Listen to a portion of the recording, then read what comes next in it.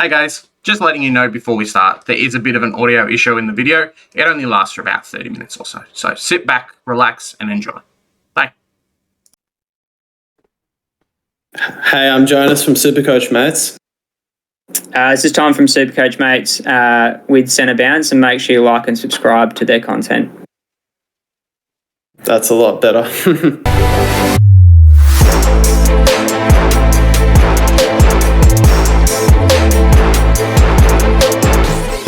Hey guys, in this episode of the Centre Bounce, we're going to be talking to the guys from Supercoach Elites and getting their analysis on the preseason. So hope you guys enjoy. Hi Thomas and Jonas, how you guys doing? Yeah, not too bad. Good to be on. Return the favour. Yeah. Good to be on. Yeah, no, it's exciting. Obviously just partnering up with new people like yourself and getting ready for hopefully a big 2022. Nice. So, can you guys just introduce yourselves, what you guys do, what team you support, and how are you doing in Supercoach? So, obviously, Supercoach mates developed from myself and Nathan, who's not available today, but me and him had a podcast with another mate of ours. It was around finals time that we started 2 years ago, and that kind of fizzed out through COVID last year. And obviously, Nathan, being a pretty mad Collingwood supporter, was pretty keen to continue on. We just saw this year try and start up again. We started with the last year, and Jones was good enough to pop on as well as the third person, and we kind of just went on from there. And we've obviously pretty didn't expect as well as we've gone so far. We were pretty lucky to have pretty accommodating guests like yourself and George and JD and Shorty and the like to pop on for our pre-season podcast, which has been really great and which has really helped us develop a bit. We're still in early days, obviously. We haven't even started round one yet. So barely done the pre-season stuff, and we're just finishing off that now. So hopefully we're good to go round one. But I'm a Supercoach supporter. Have been since early primary school, which has been pretty rough. Obviously, we've seen a couple of good years, and the rest been pretty fit. So how we go this year. It's playing Supercoach. I actually started in year 6. Our grade 6 teacher, Mark, really, if you ever listen to this, got us into it. Kind of stuck by ever since. It's been really good fun. Okay. But it's done years that obviously through high school we can take it that seriously. But obviously last couple of years of doing stuff is trying to get back into it properly, and it's been good fun since. Nice. Jonas? Jonas, I've been playing for a few years now. I remember the first year I started, it's quite funny because I'd make a team and I would only focus on the projected scores. I'd have these weird quirky players in and have a good projected score like Bob Murphy and stuff. And then, we sort of fell away. But the last few years, been gaining a bit more experience and having some more fun. And, it's good fun. I know Tom through school, obviously he's a few years older than me, but we sort of knew each other through tennis a bit, and then, he was kind enough to invite me on. I'm a Collingwood supporter, so we've had a bit more success in both your guys' teams, but in saying that, we haven't really won much since 2010, so it's been a bit of a frustrating decade or so, but hopefully in the future with a few of the young guns coming through, we'll rise the ladder again and hopefully contend in a few years. I've been looking at the Nick Dacos numbers from the intra-club, and they're pretty scary, so hopefully he pushes you guys up the ladder a little bit this year. Yeah, fingers crossed. We'll need more than just him to be right, but some of those established players as well might help, and maybe Finn McRae and the like can also just naturally develop a bit more. Definitely. So just going over Supercoach for last year, what rank did you guys finish? What were some good things that you did, some things that you identified, and also some mistakes, I guess, was going through the season? So let's start with you, Jonas. So last year I had a pretty successful year. I finished around 770th. Wow. So certainly, I was pretty impressed with that. But I think some of the main things that led to my rank being that high were starting Joe Danaher, for example, and avoiding Dangerfield and Neil were big ones, and Cripps as well. I think they were pretty big traps that I was lucky enough to avoid. And then just some nifty trading, like bringing in Nick Hines in like round 6 or so, and he was sort of like a cheap forward keeper. Apart from that, some of the things that went wrong, I'd say, was wanting Callum Mills towards the end of the year, and then COVID affected his output, and so I sort of fell down from, I was hovering at about 300 post buys, and then having him, Stewart and Lloyd continuously miss games sort of in the end. But all in all, I was pretty fortunate with the players I chose, and I was pretty lucky. But I'll pass it on to Tom. How'd you go, man? Obviously, I mean, we've had this discussion on our own podcast, but obviously not as good as you. Started pretty badly. I think round 1 it was, not a great start, and then kind of climbed my way back up, ended up in the mid 4K, which probably wasn't the worst considering I was outside the top 20K early on. Probably one thing that screwed me over was had a couple of guys like Dan Houston who he can every game. Who burnt me. But yeah, I think we discussed this on our podcast early on. It's just basically I was 1 week essentially behind everyone else when picking players. I was always, after the trend happened, and it basically cost me big time. Towards the end there, I took the stick over Jonas in our cash league, and I winning that one up. Did a bit of luck, I think, because Stewart and Mills both landed, didn't have them, which screwed my original season. That's basically how I climbed back up the ranks.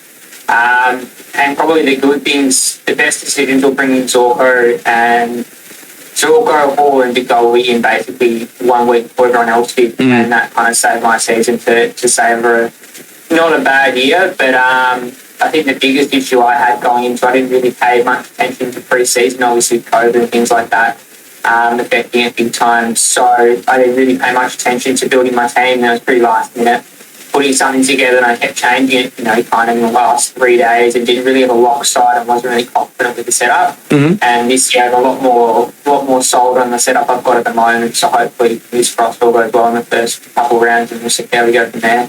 Yeah, it really seems like Supercoach is kind of governed by the research you guys do, but also identifying those key position changes and like the value with that as well. Like I know like Hall was mentioned, Nick Hine, those kind of guys that maybe were available in the forward line but have now moved back and have those really valuable Supercoach roles. Being able to pick them over like your Dangerfield and those kind of players that appropriately priced is probably the right word for their position. And being like Tom, you were saying, being ahead of those picks as well is really important. Yeah. So obviously 2022's kind of brought in a lot of changes. I know I did a video on it just on before. So what do you guys think about the changes for the 2022 season? And kind of give me your initial thoughts, and how do you think that it's going to impact the season this year? What kind of things are you guys looking to change? I can start off. It was kind of a long time coming thing. I think a lot of people are crying out for the changes to be implemented into Supercoach. You just have to go and look at other fantasy sports. I mean, obviously AFL fantasy do the DPP thing, which is a long kind of thing that kind of logistically makes a lot of sense. It doesn't really make much sense when you've got, say, last year with Ziegler and Aaron Hall who were in a different line in Supercoach, and they're playing defence all year. And Bailey Dale as well. Makes more sense when you watch AFL footy on TV. And then, I play a bit of FPL on the side as well with some other mates, and they do really well where they've got stuff like bench boost, triple captain, that sort of stuff. Obviously, Supercoach are not in that realm yet, but it just makes it more engaging. And I think for the casuals out there this year with this trade boost, the DPP eligibility will just make it more entertaining. And I think it's probably not a bad thing, like the trade boosting, for example. I could see someone that's quite aggressive with their trades and really on top of their game. They know exactly who they're bringing in, they've done the research, could get a massive advantage over the rest of the competition, which will make it definitely interesting to see whether either becomes a deterrent for other people if you see, say, someone that's done really aggressive and then ends up a couple 100 points ahead and you've got no chance of catching him, that sort of stuff. But the eligibility DPP thing has been, I think, as I've said, a long time coming. It just makes sense, and I guess it makes it more entertaining. There's a bit more skill involved because obviously now you've got to decide whether this whole conversation of recent about sacking your defence, for example, because of the lack of rookies up forward. Do you actually want to go ahead and do that now because of guys like, say, Zorko and Kendalls who are allegedly playing down back, and if they could get DPP, say round 6, it'd be pretty smart to bring them in. So do you have space for that kind of thing? But I'll move it over to you, Jonas. What are your thoughts? I mean, obviously we've discussed a little bit about this on our own podcast, but what are your thoughts on those initial changes?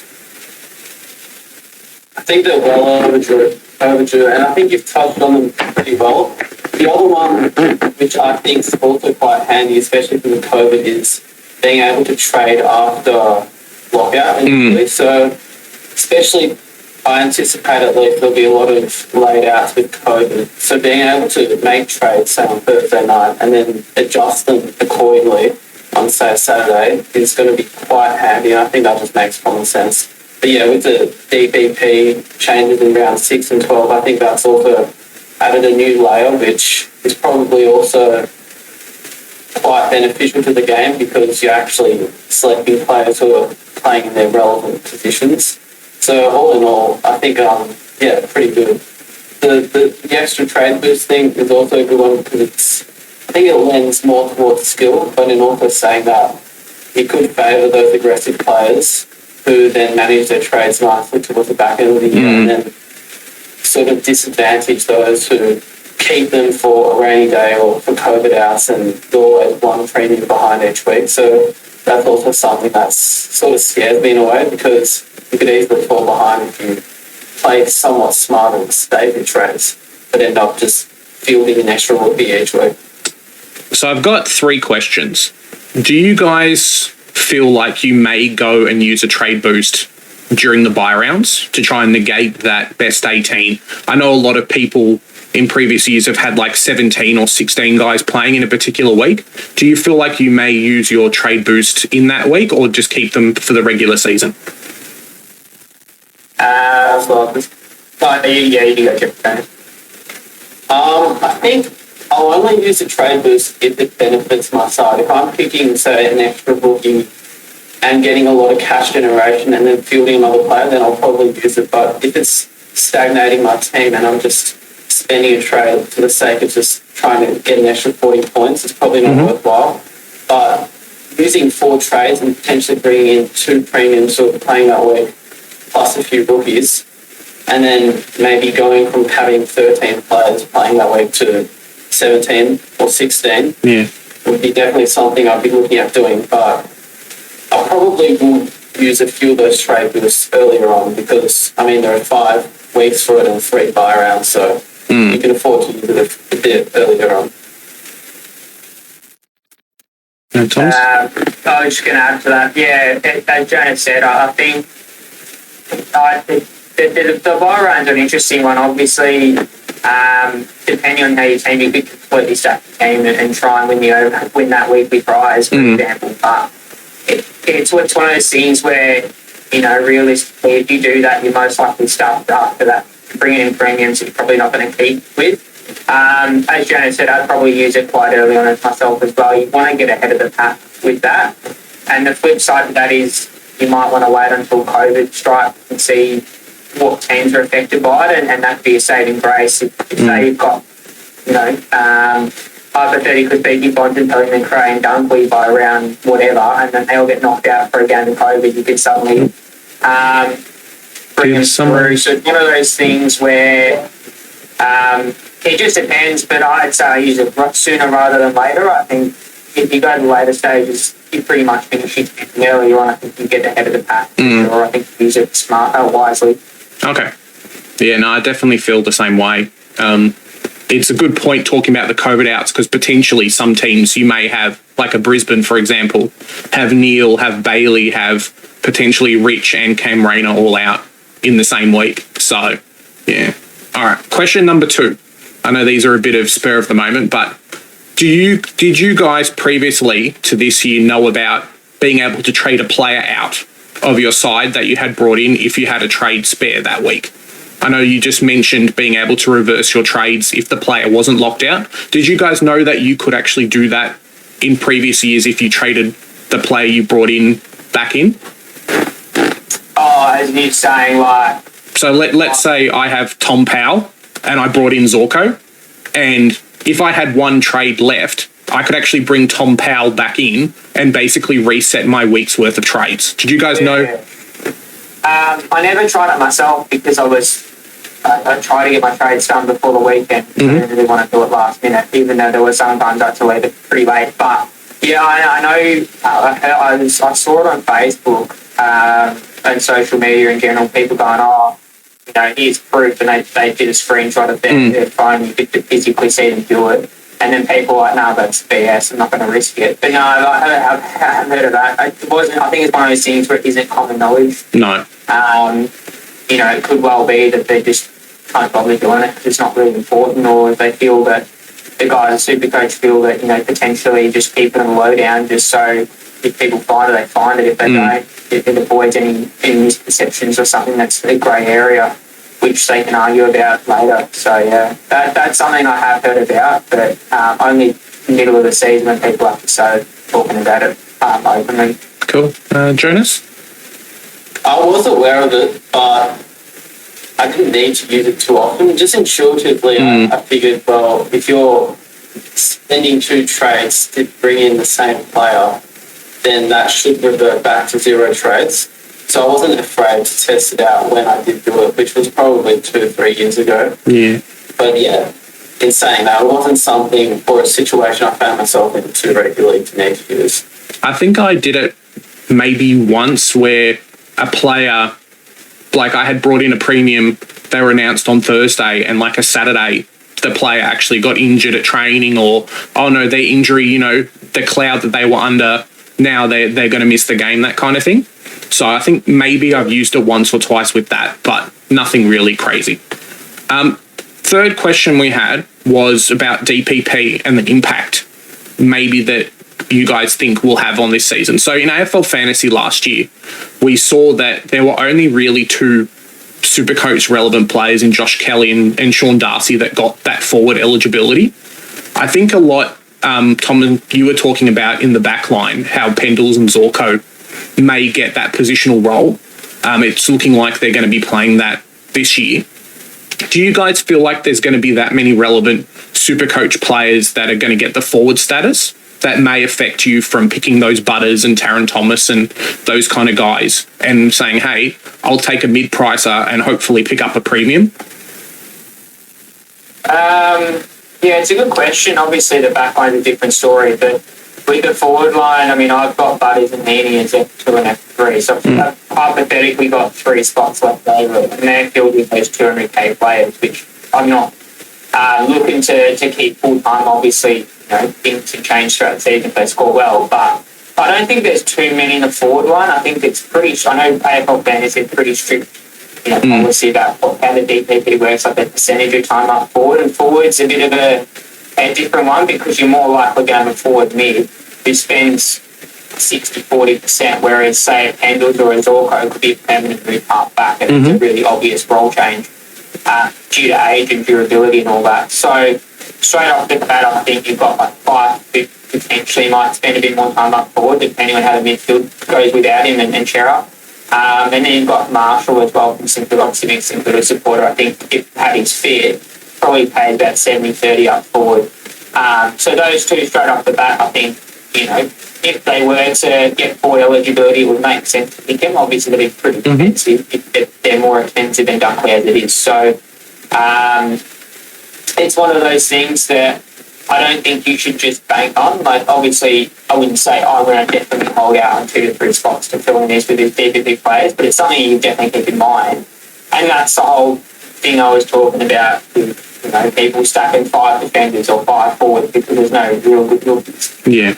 It seems pretty obvious after pre-season what will be available. I think my structure, and we spoke about this with our recording this morning with myself, and Nathan Jonas is that our structures are kind of development, and it shows that with their space to move around and stuff. And only time will tell to see what their DPP things will change, but I don't think you should 100% have 2 to 3 spots available for XYZ players. Yeah, definitely. Jonas? Yeah, I echo those sentiments. The only thing that the DPP really changes to me is it might make some players a bit more relevant. Than, for example, your Horn Francis or potentially Bontempelli. So when I look at Bontempelli, he appeals to me a bit more because if he does get sort of shafted into playing a bit more forward time, worst comes to worst, he scores a bit worse, but I can swing him up forward and have him at F1. Yeah. Same with Paul Francis, but at F5 or whatever.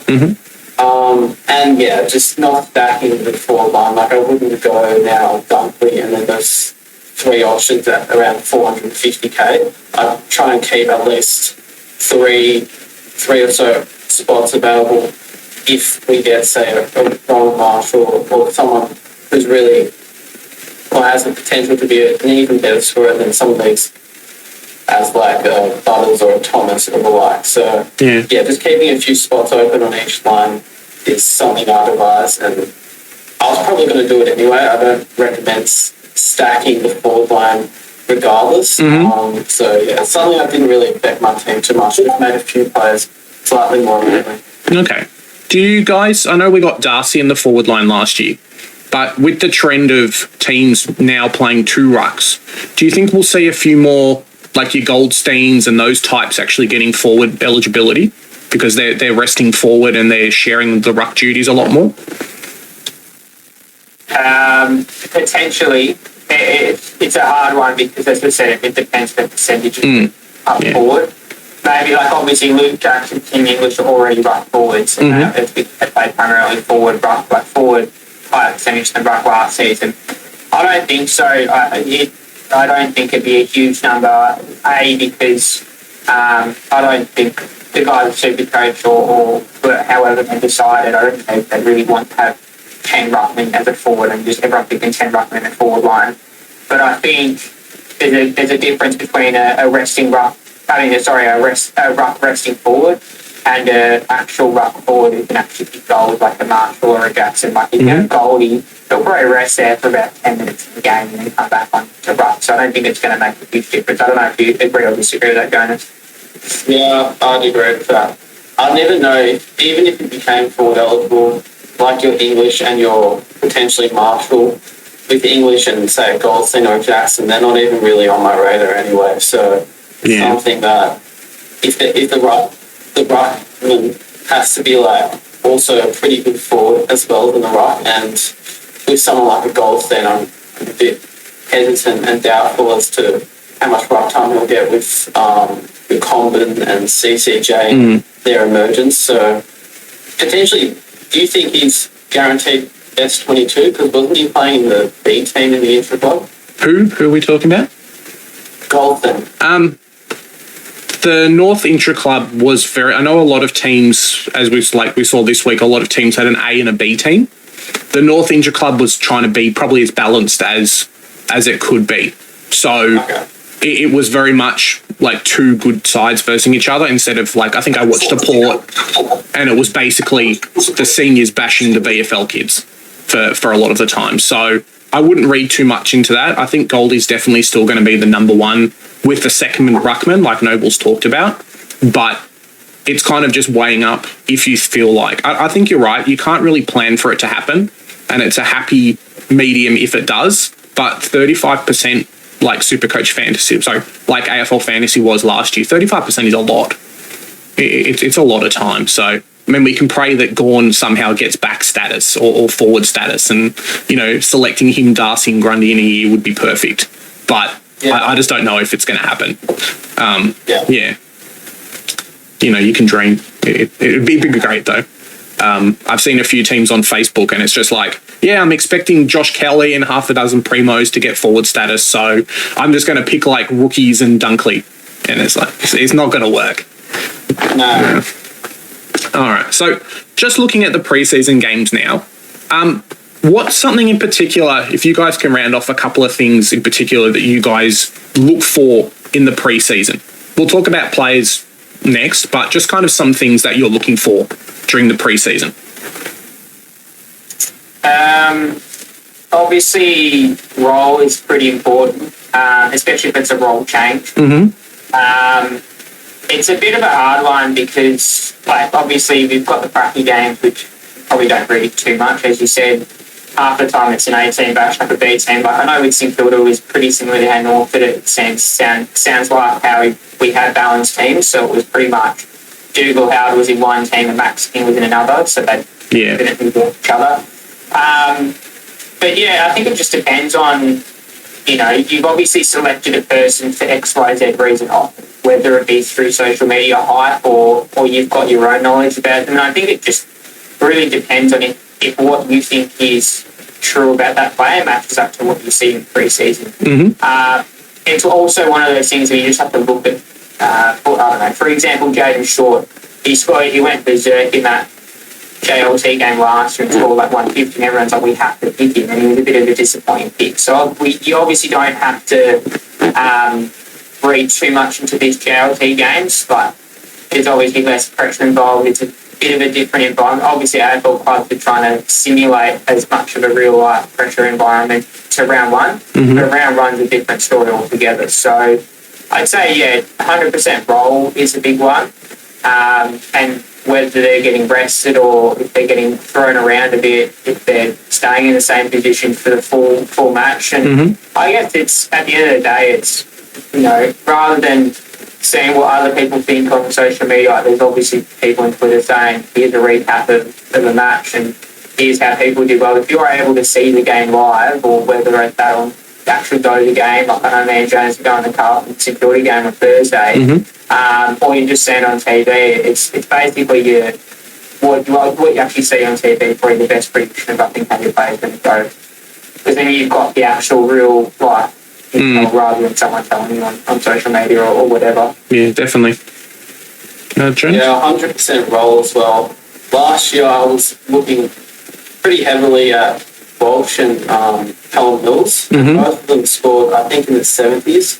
And I immediately took them out of my side, so that was immediate regret. Their role, it was fine. It was just the scoring. So I think scoring matters somewhat because it shows the effort and whatnot, but ultimately it's about whether you think that player will be able to sustain the role. And yeah, I should have probably backed my gut and stuck with those two, but because of their ordinary scores in the practice match, I was a bit turned off. So I think, just keeping an open mind and looking at it holistically and just remembering it is one game. And even if you say you look in the home and away season and you've picked McRae, but you look at one game where he scored 97 and you think, that's probably what he's going to score for the rest of the year. Well, it's not always accurate. There's all these different factors at play that were the reason behind he scored a 97 that specific week. So, don't look too much into one game, but more, into how many centre bounces they're attending and how much time on ground they're getting into goal and that sort of thing. Yeah, it's funny. You think, let's not pick McRae and realise he scores 97 with 50% game on time on ground, those kind of things. Yeah. So just speaking about the preseason, have you guys been suckered into preseason hype with players before? Like guys maybe that you haven't thought about, haven't heard much about, and then the practice match comes along and they've scored, 80, 90, 100s. Have you guys ever been sucked in with those kind of players before? I know you said Walsh and Mills, you didn't pick them, but have you guys really been swayed with those type of players before? Yeah, 100%. I started Jaden Short for the reason of him dominating that JLT game. And I think it's only natural that you have certain players that you just, I think follow the pack in a sense because you don't want to miss out. But I think there's others, like I know Guy Caldwell, for example, smashed up an intra-club and he seems like a decent option. I have doubts on him how he goes with Stringer and Blanford in the team as well.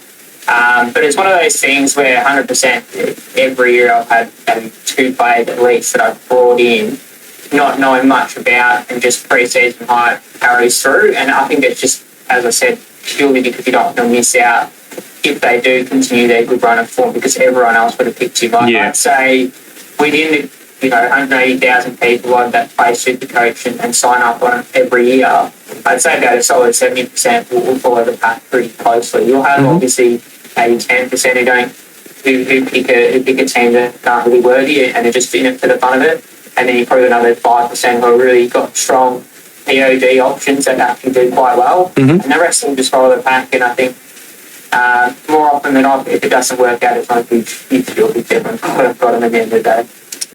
Well, one example, two actually, but the first one last year, he racked up 35 touches against North Melbourne. This is Tom Phillips, and I was all aboard. And then I think I traded him out like round 2. So he had a good role and everything, but I should have realised that he was a pretty mediocre player who got traded for like pick 60. So sort of showed a bit about his capability about fulfilling the role for the whole year. And I mean, he was pretty serviceable, but not as a Supercoach player. And then the other one, who I had no idea, didn't really look at all. And then even after the match, I didn't really realise. And then I think the Phantom tweeted out that he had like 13 clearances or something. And this was Hunter Clark. Yeah. And so I was like, oh, wow, 13 clearances, defender, cheapish. Without even looking at any sort of pre-season news or anything, I picked him. And first week was great. He was attending all the centre bounces. I think he scored like 110. I was thinking, all right, sweet, here we go. But then he got injured and moved onto the wing or the forward line or something. I don't really understand why, because he seemed like a pretty dynamic midfielder. But yeah, that was another pick that cost me because I was all aboard just listening to the hype.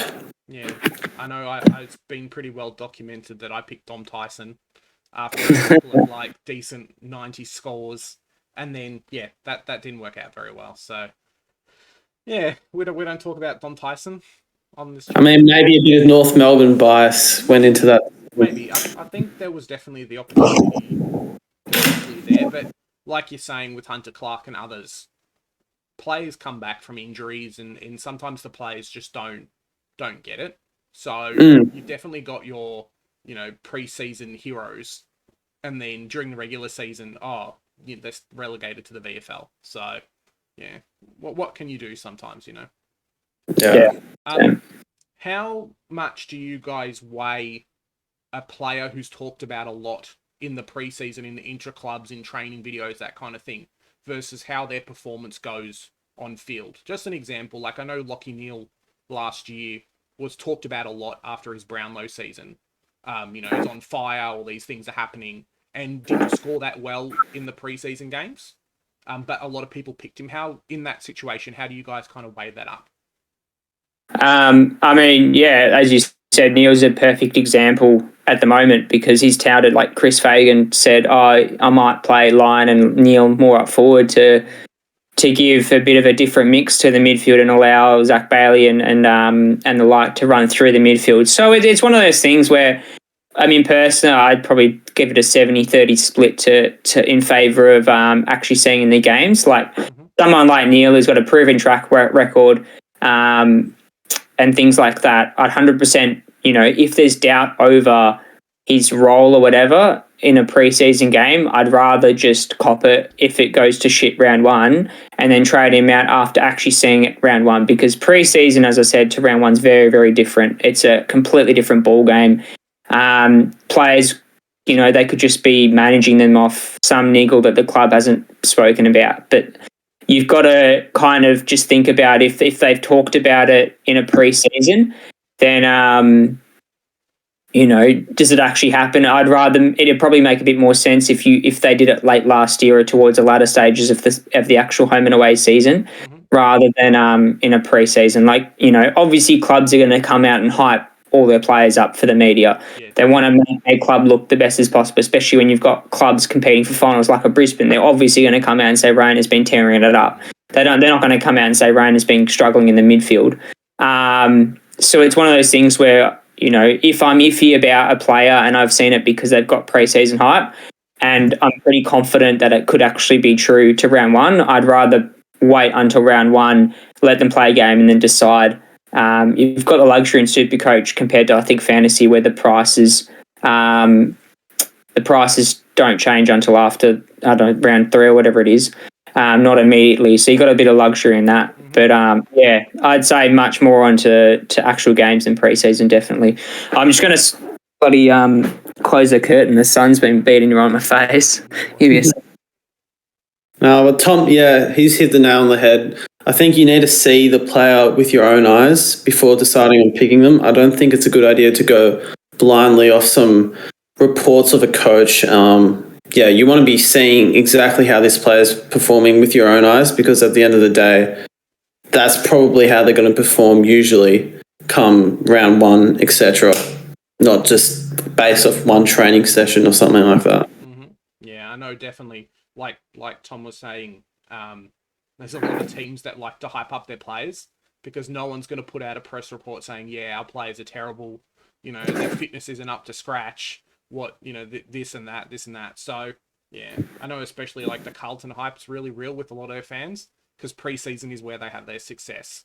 They don't have it during the season. During the season's disappointment, preseason is, let's get everyone hyped up. So, what can you do that way?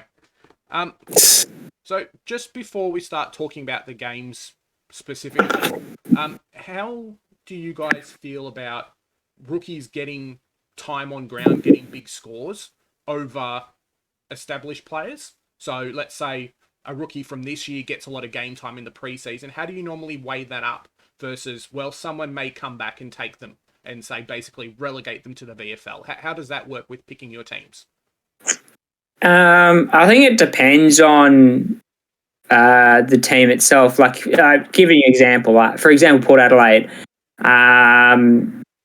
you've got guys like, I forgot the guy, I don't know who the guy's name is, but number 40, I think it was 47. I was watching a bit of the preseason game. But he was, I think, a rookie, Taj something. I don't know if you want to search that whilst I have a chat about this Port thing, but he was in the centre bounces pretty much every time with Pal Pepper and I think it was Hayes, I think it was. And they were versing Ollie Wines, Trav Boak and Zach Butters. And someone like him who obviously the Supercoach scores aren't available for pracky games, but you look at him and go, well, he's probably not going to get a gig. If he's lining up against Wines, Butters and Boak, obviously just from previous years, they're the starting 3 midfield. So it's one of those things where if you see a player especially in a midfield role, you just have to think, well, who's your normal 3 or 4 midfielders that run through it? Someone like a Josh Sin, for example, who rolls through a wing or a half forward, you feel a lot more comfortable with, especially if they move to a wing. It usually doesn't surprise me. A lot of the youngsters transitioning into the midfield, go into a wing first, go off half back, go off half forward, those sort of things. But I don't think... obviously it's one of those things you just have to wait until the teams get released, and also if they consistently play across 2 JLT games, and you'd be pretty confident. But it's realistically only take concern if it's someone who scores quite well, but ends up, because he's there for because it might be due to an injury to a star midfielder. Like, for example, I know Edwards from West Coast last year, he was in the midfield for a little bit because he had injuries to Kelly and Shuey, and then he had his initial price rise because he scored like 70s to 80s playing that mid-role, and he looked pretty comfortable. But as soon as their regular midfielder came back, he ended up on a wing and a half forward and he scored peanuts. So it's one of those things where I realistically only take into account if they're playing a purely mid-role and it's because they're replacing an injured star. But what are your thoughts about on that one, Jonas? Yeah, I think it's certainly more important to see to see a rookie do well compared to a premium in a preseason game. But I think the other thing that needs to be taken into account is, can you see that rookie, if there's a missing injured star that's set to return to take their place, can you see that rookie playing in another position that's A, sustainable, and B, good for Supercoach scoring? So, for example, with, as you're saying, Edwards, if you know he's able to play at another position, but like at forward pocket, for example, then maybe not someone you consider. But if you can see that sort of player playing on the halfback flank, for example, once the injured player they're filling in for returns, then potentially someone to keep in mind. But yeah, it's all about whether they can maintain some sort of spot in the team if they've got versatility, and if they'll be able to kick out someone else. Okay. Yeah, no, definitely. I think as well, like sometimes the impact of a player coming back can kind of change the structure a little bit. So a player may get, half back kick-ins, and then Jaden Short comes back next week and relegates them to now just being a positional role or key defender, that kind of thing. So, yeah, definitely. Cool.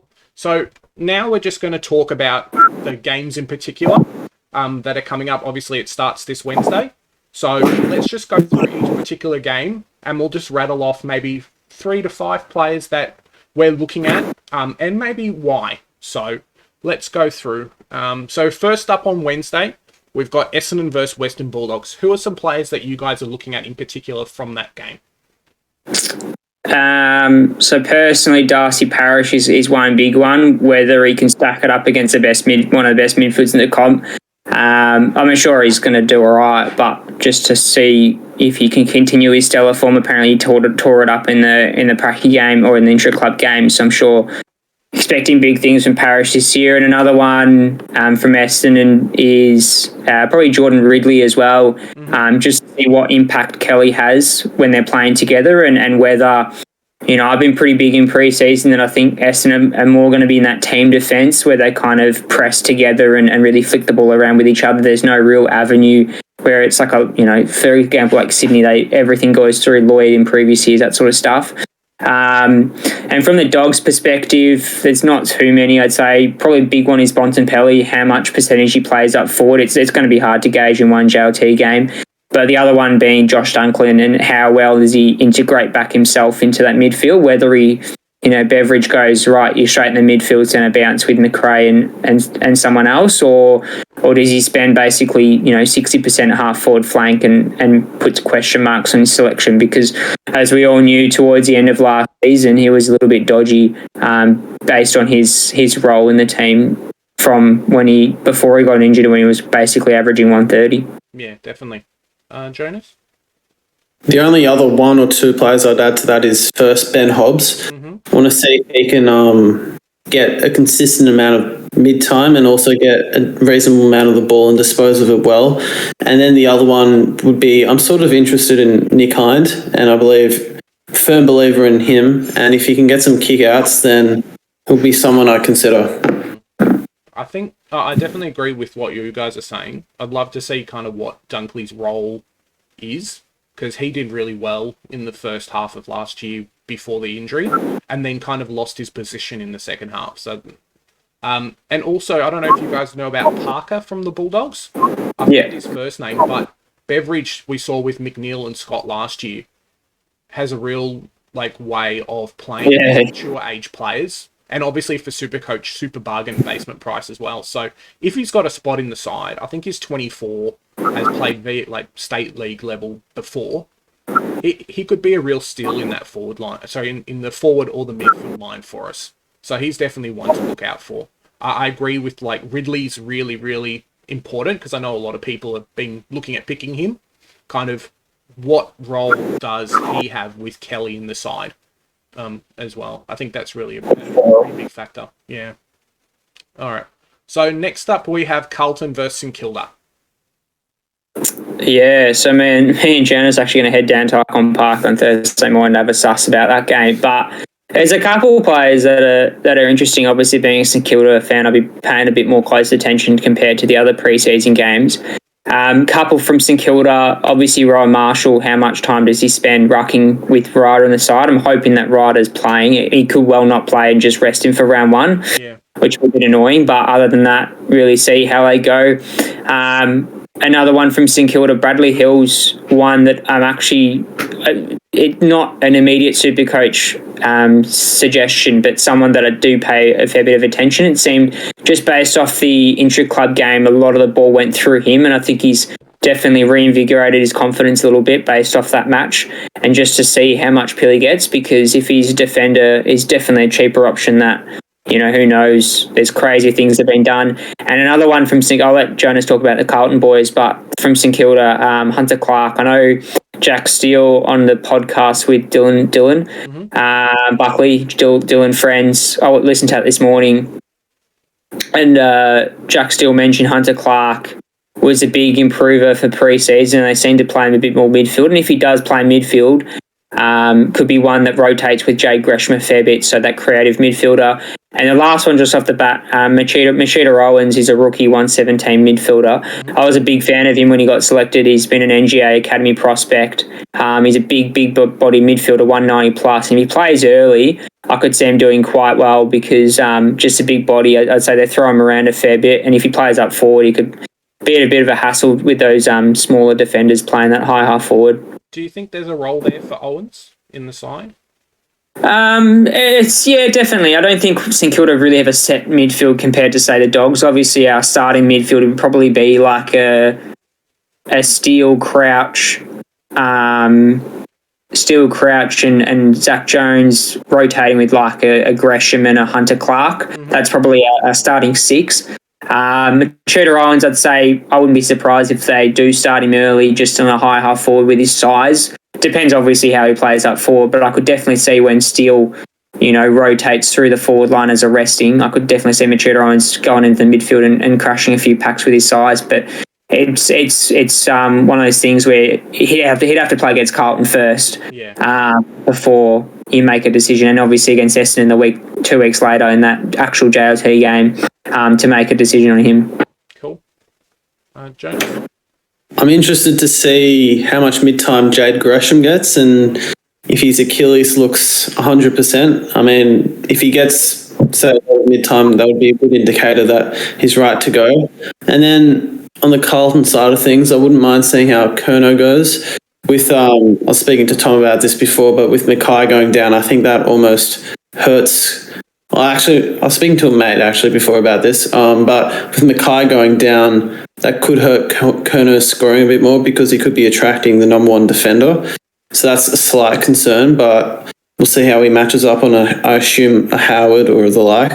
And then the other one, who's not fully on my radar, but I wouldn't mind seeing his role, is George Hewitt, and seeing if he can get a lot of the ball and play as not just a defensive tagging sort of role, but also the inside mid role and accumulate a lot of the ball. Yeah, being able to select him in the back line for sub 400k even is really, really tempting, because if he can 400 average, he's almost a decent D6 the way that Supercoach is running this year. So yeah, definitely one to watch there. So next up is Melbourne versus North Melbourne. I'm going to let you guys talk about it first before I get in with North, but I'd love to hear your opinions on the game. Obviously, the Melbourne boys kind of pick themselves, really. There's no real one that you'd want to be interested about. It's whether you have the money to start Oliver in your setup and go on. The debate between Darcy and things like that. So the Melbourne boys pick themselves. With regards to North Melbourne, there's a couple. So straight off the bat, I think a little bit interested in Davis Uniacke, just to see whether he solidifies his spot in that starting midfield. I have a feeling he might take Cunners' role a little bit. And if he does, the guy's a jet and dominates clearances. So whether or not he can consistently continue that form is yet to be seen. So he's an interesting pick. Another one that's a little bit interesting is Phillips. So I know I've seen a few people in not only Supercoach but AFL Fantasy pick him in their sides as a cheaper forward option. Okay. Obviously, the kid's got massive talent, and at some point they've got to release those young guys into the midfield. So it'd be definitely interesting to see if he does do something, because apparently he's got like 8 clearances in the intra-club match, and if that's anything to go by, it's not a bad option. Obviously, Horn Francis is an obvious one, whether, he's probably a lock in anyone's side, but it's more so how talented he is and how much mid-time the kid can get, for sure. Do you know around what price he is in fantasy? Because I know like Cornelio's like 200 in Supercoach, but basically mid-pricer price in fantasy. Is he similar to that, or is he a lot cheaper? As in Phillips or Horn Friend? Phillips, like, is he? I think Phillips is like 300 something, so it's a bit cheaper. Yeah. But yeah, he's someone that if he does play that midfield spot, could be someone that you'd go to as a potential point of difference. But in my opinion, you've got Simkin in there, you've got Uniac in there, so it's that third mid spot that's up for debate. Okay, Jonas. The only other player I'd add on to that is just Taran Thomas. Just want to see if he can get some decent mid minutes. At the moment, he's not someone on my radar just because of the amount of midfielders that North are going to have to accommodate. So if he cements himself in that starting midfield centre bounce lineup, then someone I'd heavily consider. Okay. Yeah, looking at Melbourne first, I think Jake Bowie? Like 260k defender. I think he did quite well in the second half towards the finals for Melbourne. So I definitely seen a few teams with him in there, or at least asking questions about him. I know that cheaper defender mid-pricer range is quite shallow. Everyone bar Keenan Coleman, who we'll talk about soon, there's no one in there. So I know with that, a few people have been talking about him. Obviously, you're Oliver and Petrarca, that kind of deal. I'm really keen to see what the mix with Jackson and Max Gawn is. I think North in particular are one of the few teams that will kind of mimic them with having a ruck and then someone to take over the ruck. So what mix of Gawn and Jackson will actually be quite interesting to figure out. How much mid-time, because if Jackson's pushing up into the ruck and getting something like 30% ruck time, it could be an option there. Whereas a lot of people are kind of just blowing him off sub 400k, had some decent scores, that kind of thing. And everyone's desperate for that DPP ruck cover just in case. So, yeah. Bloody North Melbourne. I'll tell you what. This is the year. Supercoach, the last 2 years, North Melbourne's actually had pickable players. And I can't be happier with that. Because it's always been, North Melbourne, don't worry about it. It's like Fremantle. No one picked Fremantle players 2 years ago before Brayshaw had a big year.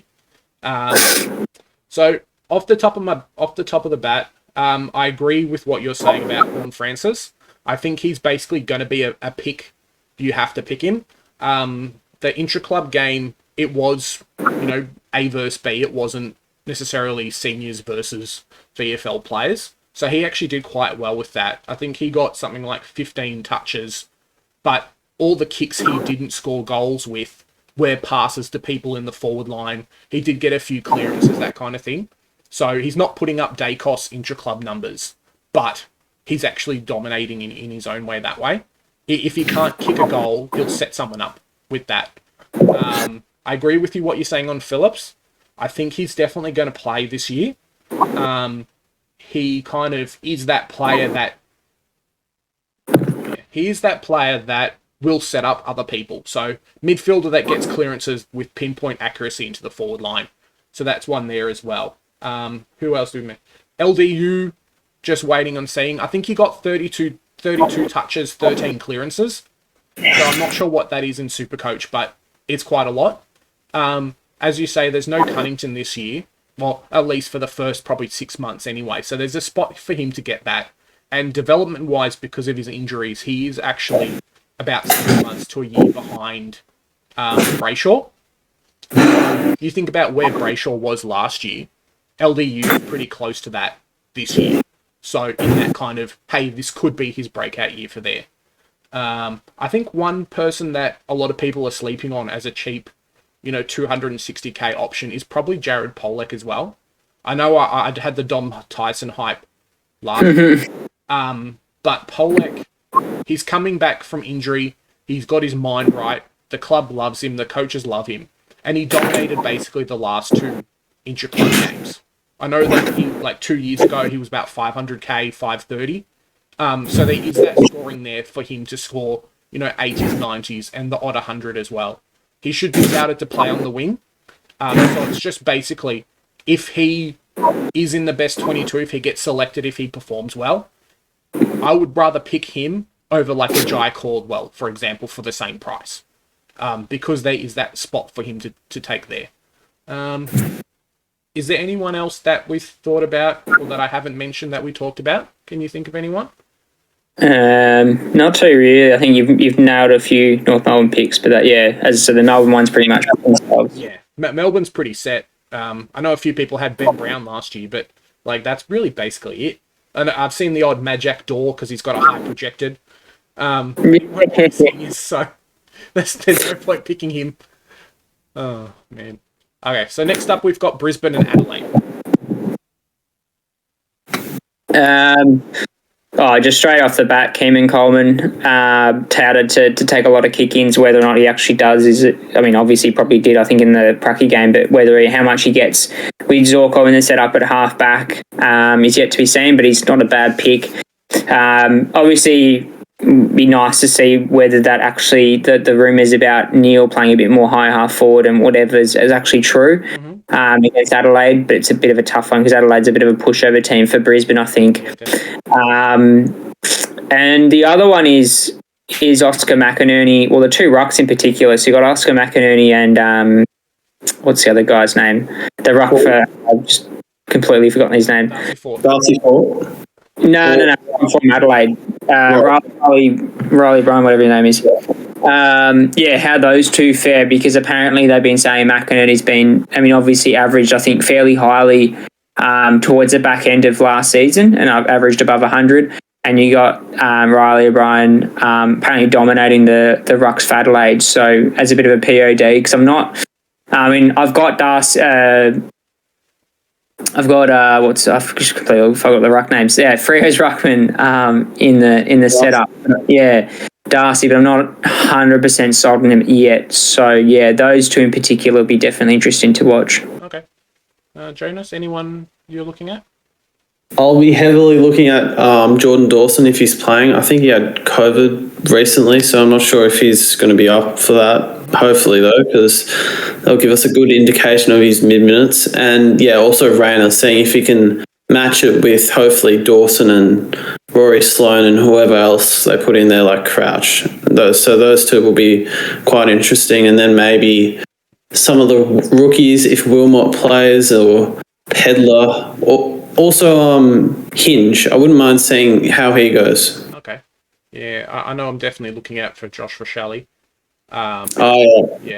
probably the one guy from Adelaide that, if you're not picking Dawson, kind of sees a few players and in a few teams, especially with the forward options not being great this year. So definitely wait and see with him. So next up is Gold Coast and Port. Not too many players interested other than Zach Butters, I think. Maybe Matt Rao to see if he's actually tearing it up against Port Boys. Be a very good test to see if he plays inside mid. I know a few people got Jared Witts in their starting lineup as a cheaper ruck, so to see how he goes. Probably another one from Port is Sam Hayes to see if he does ruck. Because he was for Port. Yeah, so there was someone else that was rucking. I'm not sure who. So it's interesting to see whether he's just not selected or he's injured or whatever. Because I know that at the moment I'm pretty much banking on the Jack Hayes, I think it is, that St Kilda are potentially going to sign in their last spot, which apparently is pretty likely, but there is, I think we got Paddy Nash and Jared Leanett from Port Adelaide coming down and train with us, and they've been doing pretty well. So they've only got one spot between the three of them. So there's no 100% guarantee, but whether or not that happens, and it's yet to be seen. And there's not too many from Gold Coast and Port because you obviously got Ollie Wines and Trav Boak and stuff in there. You know what to expect from those ones, but the main one is Butters to see, if he's getting that consistent mid-time and how well he's doing in that midfield lineup with the likes of Boak and Wines in there. Definitely. I've got a few Port rookies in there. I think the one you're referring to is Vicini or Vicitini or something. Yeah, that's it, yeah. See if he can repeat his efforts. I think he did pretty well in the intra-club, so that'll be interesting. But also Josh Sin, wouldn't mind seeing how he goes. And if Mead can solidify his spot in the midfield, that would be also nice to know.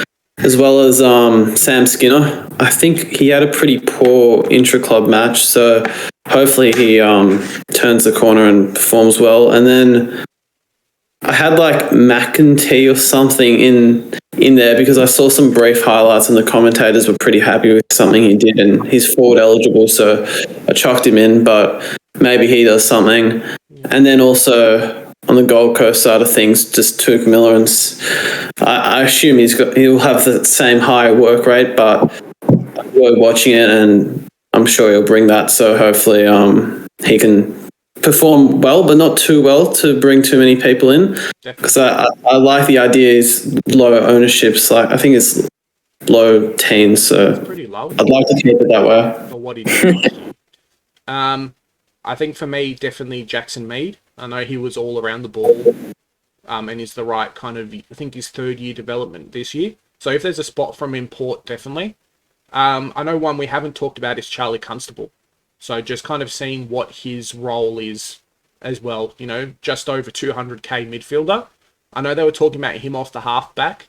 So just kind of seeing what he's doing in that side as well. You probably don't pick him, but, you know, maybe an option for draft, that kind of thing.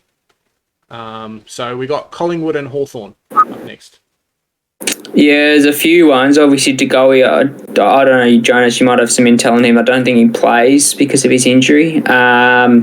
So he's obviously a bummer because it'd be interesting to see where he lines up. Then we've got obviously Dacos. I think he picks himself just because he's been pretty lively. One is definitely want to be seen live in the flesh is Pat Lipinski. If you know how much mid-time he plays, because apparently he's played a fair bit of mid-time in the engine room.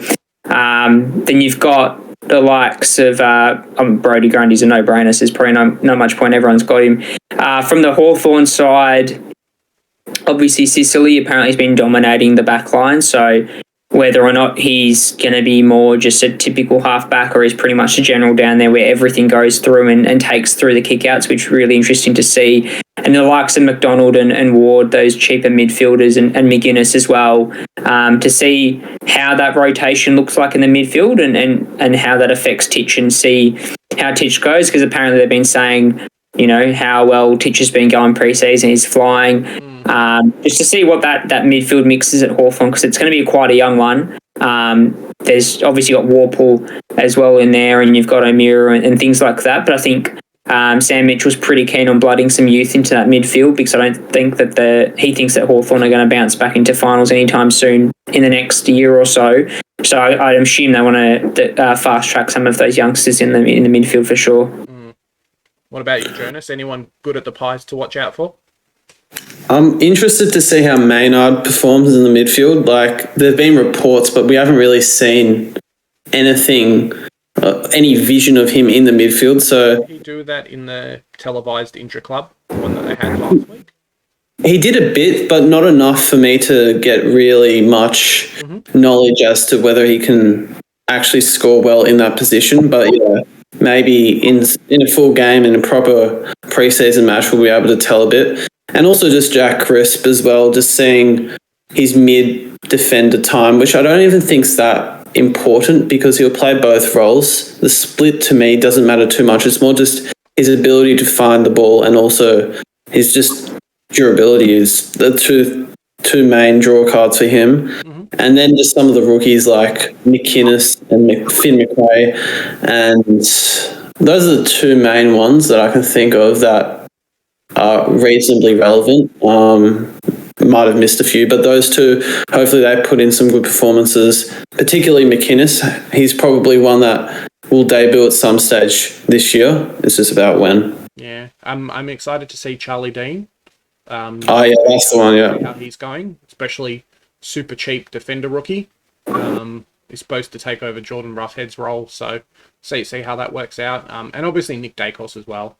Because you've got, you know, no offense to Collingwood, but you've got like intra-club numbers, and then you've got versus not the AB team. So yeah, just kind of see how it goes with a lot of teams that do tagging or pressure on a player, that kind of thing. So yeah, definitely. Let's just get through these. So Sydney and GWS, anyone looking good for you?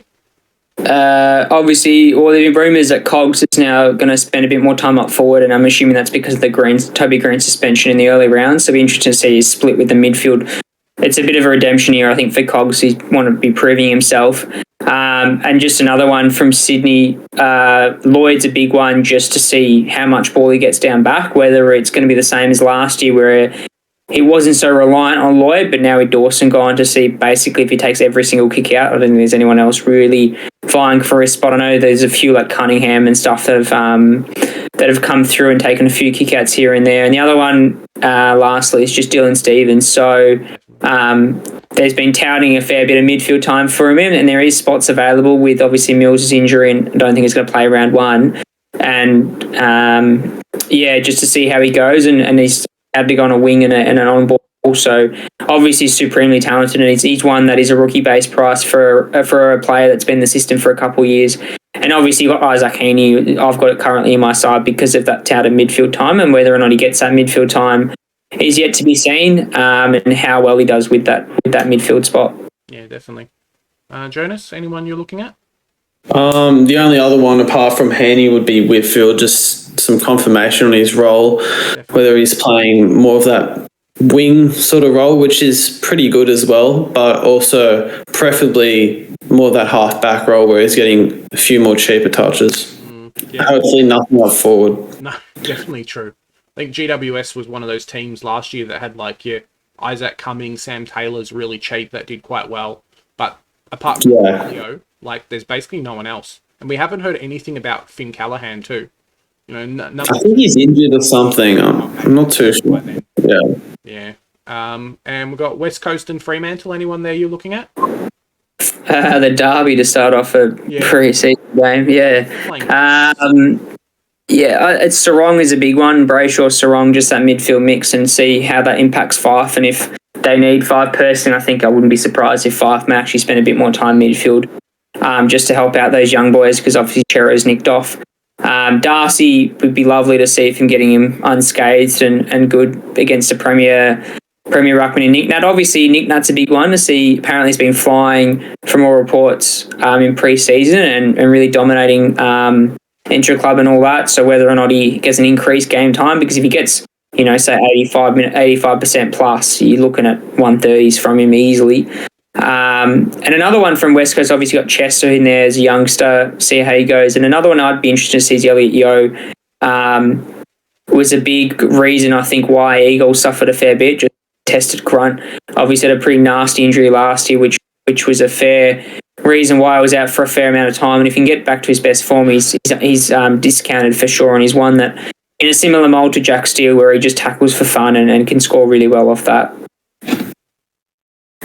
The only ones I'd add on to that are just a few rookies in Neil Erasmus. Wouldn't mind seeing how much mid-time he gets, because if he's lining up there in the pre-season match, he's probably someone I'm going to lock away. And then the other one is a bit of an obscure pick, but Connor West. Okay. I think with West Coast's decimated midfield and Greg Clark going out, there may be a spot for him there, and as a forward, could be a good pod option. Yeah, haven't seen many people look at Luke Ryan, but I probably agree that he's not, relevant pick, even at the price and scoring. There's better options there. Coast, definitely your rookies. It'd be interesting to see who teams up with Nick Nat. So there's talk about Bailey Williams maybe doing that, and he's quite cheap Supercoach wise. So, if they're getting game time, see what happens. And last up we have Geelong and Richmond. Yeah, not too many players relevant at all. I don't think I've got any Geelong or Richmond players involved. But I guess just for the listeners out there who are interested in those two teams, I know someone messaged our Instagram page last night about Dion Prestia. He was quite interested in him as a mid-price option, just because the points have to go somewhere, obviously, with the new look Richmond midfield. And Cochin's not getting any younger, and Dusty's had that adductor injury. I think he's been nursing now for a couple of weeks. So who knows where the points are, and he's proven to score quite well in his time in Gold Coast as well. So it's interesting to see how he go. I wouldn't be opposed to see how that Richmond backline just go in general. There's a few youngsters in there that are blooding through. And obviously Geelong, you got Mitch Duncan, who could be a pickup later on, but I think he's a bit unders with his injury at the moment and load management. And it'd be interesting to see if Danger can kind of do one more final hurrah, I think, to push Geelong into the finals, and just to see how well he fits that midfield mix. So yeah, there's not too many relevant players. I'd say there's a couple of rookies that I'm sure are eligible to be, pretty decent options for Supercoach bench options, but nothing really on field, I think. Jonas? The only one I'd look at is Hugo Rowell-Smith, see if he can sustain that half-back role, I think it was. Where role. Yeah, I heard. Yeah, and then just some of your rookies like Sam DeConning and the like. Yeah, I think for me it's Sam DeConning. You need those backline rookies. I think Cooper Stevens as well. I was watching your Shorty podcast and was talking about him a little bit as well. That's probably about it, really. Geelong, it's going to be interesting because Duncan's out for a while, so basically anyone who's getting a lot of mid-minutes might lose it straight away when Duncan comes back. So, Chris Scott wants to play more kids, but yeah, what can you do? Well, thanks guys for coming on the channel today. I hope you guys enjoy the channel, enjoyed the talk just about the preseason. So, do you guys, one piece of advice for newer players heading into the season this year? You can start off, Jonas, with this one. Cheers. All right. That's it. It's a tough one. I think just keep it simple. Just try and avoid picking too many players who have durability question marks over them, because at the end of the day, if you pick too many, you'll find yourself having to trade a few of them out and burning trades. Yeah. Okay. Tom? Go with players who you like to watch. I know this is a bit of a funny response because obviously it's not always true with regards to Supercoach scoring, and I think this year with this whole COVID thing and who knows what's in store later on, but I think at the end of the day, it's a game. It's not real life. It's not a life and death situation. It's on the grand final on the line. So, I think obviously there are limits that don't go picking, for example, Dan Butler. But if you've got, say, a 50-50 and we've spoken off this between me and Jonas off air about, say, a Bontempelli and a Walsh and guys that you like to watch and like to watch on a weekend, it's definitely, I'd be a big advocate of just going with them and just enjoying it at the end of the day, for sure. Definitely. So if someone wants to look up your channel, see what you're producing, where can they find you guys on the socials? So we've got our podcast on Spotify, Podbean, which I think is affiliated with Apple and Google Podcasts. So you can just hop onto any of those platforms. We're active on Twitter and Instagram as well, so we'll be posting probably more content on there as the season starts with regards to kind of just posts about players and things like that. But those are the two socials that we're on. But yeah, just all the main social media sites for sure. All the streaming services for podcasts. Yeah, and what have you guys got coming up? Just get fans to look out for. Yeah, so we're in the works of a draft night, which you're more than welcome to join in. We've got to talk about that off air actually, but so we've got hopefully Shorty involved coming back and a few of our mates, just a bit of a laugh and giggle for draft, which is something that have a bit of fun throughout the year, and something that we're in the works of doing between myself, Jonas and Nathan is something that called marquee matchups. Or marquee matches, so pretty much we'll be kind of going into a deeper analysis of one specific game that we're all keen to watch, and we'll be doing a kind of weekly poll on our socials. So, for example, round one, you've got St Kilda Collingwood, you've got the grand final rematch, that sort of stuff, and we'll pick one or two games where we kind of go in a bit of a live review after watching the game, something like that, to keep other fans involved, and whether we bring on fans. Like I know a fair few fan channels do that as well, live after the game. So something that we might do, but we'll see how that goes. That's something to look forward to throughout the season for a bit of fan engagement as well. No, sounds great, guys. Thanks for coming on today, and have a nice day. Thank you. Cheers. Bye.